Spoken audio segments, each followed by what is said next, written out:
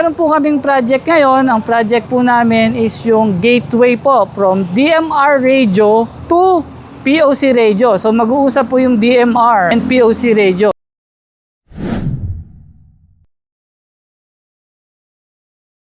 Hi, magandang araw mga karadyo. Ako po si Gerald ng buyradios.ph.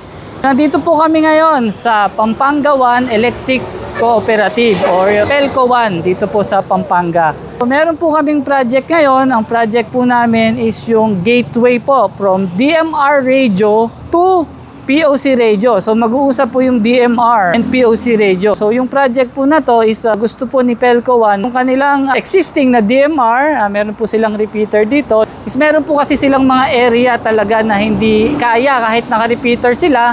Hindi po kaya nung kanilang repeater. That's why naisip po nila na mag-upgrade sa POC. Kasi nga, ang POC natin ngayon, yung telco natin is kalat naman na sa buong Pampanga and other locations, buong Pilipinas and worldwide. So kayang-kaya kahit nasan po sila, makakapag-communicate po sila ng maayos. And with the technology of POC, like yung GPS technology, yung dispatch system. So yung system po na in-avail sa atin po, yung project natin kay Pelco 1, Hytera po na POC radio. Ang sinupply po namin sa kanya sa handheld po is yung P50 Pro. Yun po yung isa sa maganda nating POC radio kasi waterproof, shockproof, dustproof na rin siya and may wifi and napakaganda ng screen, medyo malaki yung radio, matagal yung battery. Yun po yung pinaka-fit talaga kay Pelco 1. Nag-avail din po sila ng base radio. Yung base radio po nila ang ating POC base radio na MNC 360 ang models. Ayun po, napakaganda rin po noon. Pwede sa office, pwede rin sa sasakyan. Ilalagay po sa sasakyan and sa office.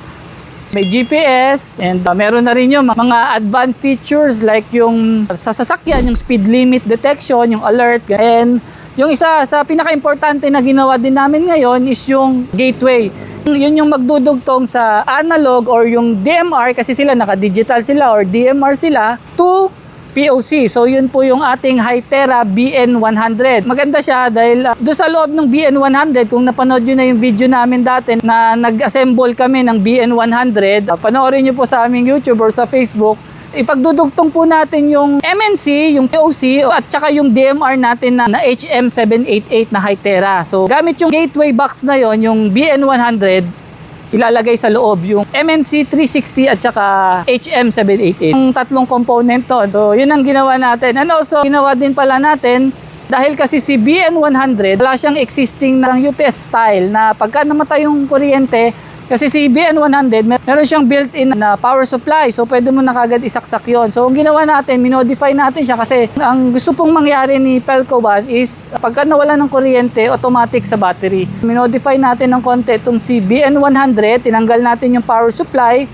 Nag-avail si Pelco 1 ng power supply. Yun po kasi yung power supply natin ni Hytera, yung model niya po is S22022. Yun po yung meron siyang battery backup. Sa scenario po ni Pelco 1, naglagay po tayo ng LiPo4 na battery para may backup po pagka nawala yung kuryente, automatic po may backup tayo. So yun po yung naging tulong ni Hytera Power Supply PS22022. Napakaganda po ng system. Mabilis nating na-deploy.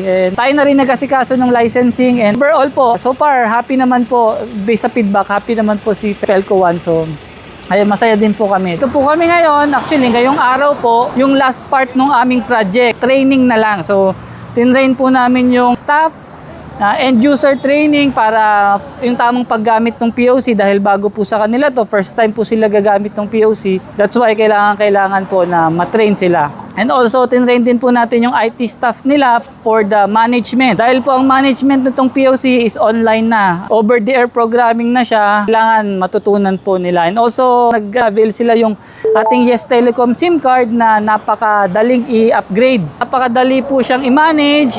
Hindi na po nire-register. Buong Asia na po ang kanyang connection and dual network. So, napakaganda po.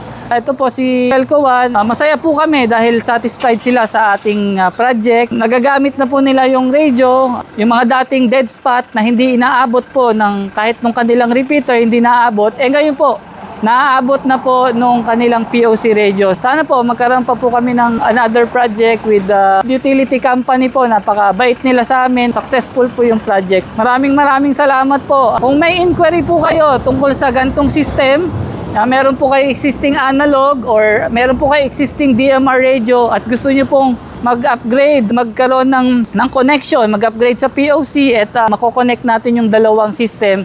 So eto po, pwede po namin kayong tulungan. Nandito lang po kami, you can contact us po. Ang number ko 0927-8800-660 or ang aming sales 0908-747-2222. Yung website po namin www.buyradios.ph. So maraming salamat po. This is Gerald from buyradios.ph.